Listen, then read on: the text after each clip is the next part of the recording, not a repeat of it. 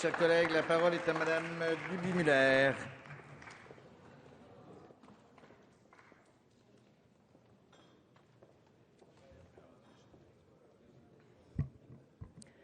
Monsieur le Président, Monsieur le Ministre, mes chers collègues, longtemps escamoté, voire nié, la réalité de la baisse du niveau de nos élèves est désormais largement reconnue.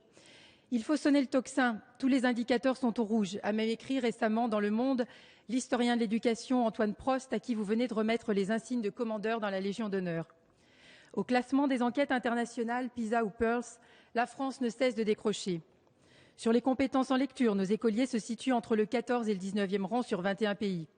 Une dégradation que confirment nos propres études nationales menées à l'issue des évaluations de CM2. L'évolution négative en dictée ou même en calcul est d'ailleurs inquiétante. Faisons un rêve, Monsieur le Ministre. Sur ce constat qui était une question clé de société car il s'agit de l'avenir de nos enfants et de notre pays, peut-on réussir à dépasser les clivages partisans? Odile Quintin, auteur d'un rapport sur les rythmes scolaires du temps de votre prédécesseur Luc Châtel, fait remarquer que l'Espagne a réussi en 2010, devant une situation difficile de son système éducatif, à conclure un pacte scolaire entre majorité et opposition. Elle relève d'ailleurs qu'en France, en 2011, la commission d'enquête parlementaire multipartie, présidée par Madame Tabarot, a fait des propositions très similaires au débat qui secoue actuellement le monde de l'éducation nationale. Mais récapitulons. Sur les rythmes scolaires 2013 ou 2014, nous vous suivrons malgré les difficultés. Le tricotage que vous imposez aux maires, les coûts induits pour les collectivités territoriales, le casse-tête pour la réorganisation de chacun. Sur la primauté donnée aux primaires, nous vous suivrons également car il s'agit d'une véritable lutte contre l'illettrisme à l'école.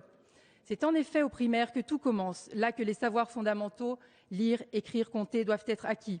Et je me permettrai d'insister sur la lecture et en particulier la méthode syllabique. Sur l'apport du numérique, je vous suis également, même si c'est à titre plus personnel. Nos enfants sont en effet des digital natives, génération Y, génération Z ou 3C, communiquer, collaborer, créer pour les moins de 20 ans. La prévention, l'explication et la surveillance restant toujours d'actualité vis-à-vis d'Internet, quel que soit l'âge. Vous le voyez, Monsieur le Ministre, ce sont autant de priorités ou de directions sur lesquelles nous avions déjà travaillé et autour desquelles un consensus aurait pu voir le jour pour sauver notre école.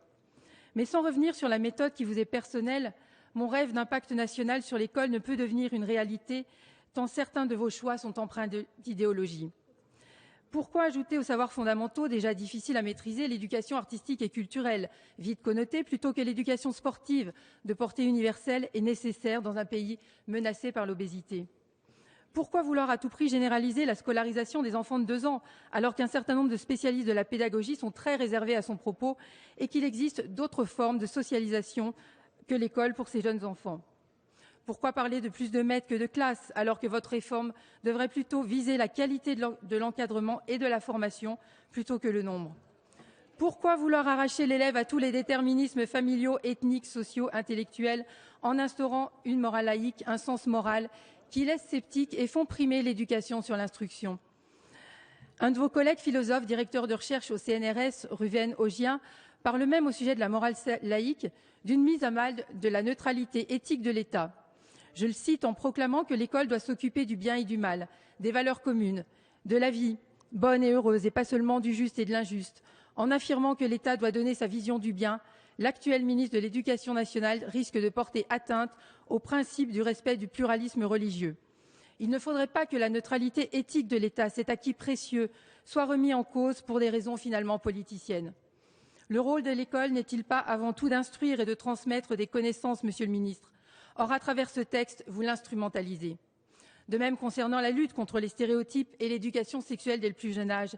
Est-ce vraiment une priorité pour la refondation de l'école ou plutôt du ressort des parents, premiers éducateurs et premiers responsables de l'éducation de leurs enfants? Et de grâce, ne succombez pas aux féministes intégristes qui voudraient débaptiser les maternelles. Pourquoi, sans vouloir relancer la querelle privée-publique et en vous rappelant que j'ai fait toute ma scolarité dans des établissements publics, notamment un collège classé en ZEP, ne pas apporter des réponses claires à l'enseignement catholique sur la garantie d'égalité entre les élèves du public et du privé, dans la mise en place des rythmes scolaires ou sur le financement du numérique, ou encore sur le maintien de la spécificité de la formation initiale, point devenu crucial aujourd'hui alors que des assurances qui paraissaient suffisantes avaient été données. Vous le voyez, Monsieur le Ministre, mon rêve ne pourra se réaliser. De vous, éminent philosophe, Je m'attendais à plus de sagesse. Je ne peux en réalité soutenir votre réforme. Pour nos enfants et l'avenir de notre pays, j'aurais tant aimé pourtant nous voir unis au chevet de l'école. Je vous remercie. Merci, ma chère collègue.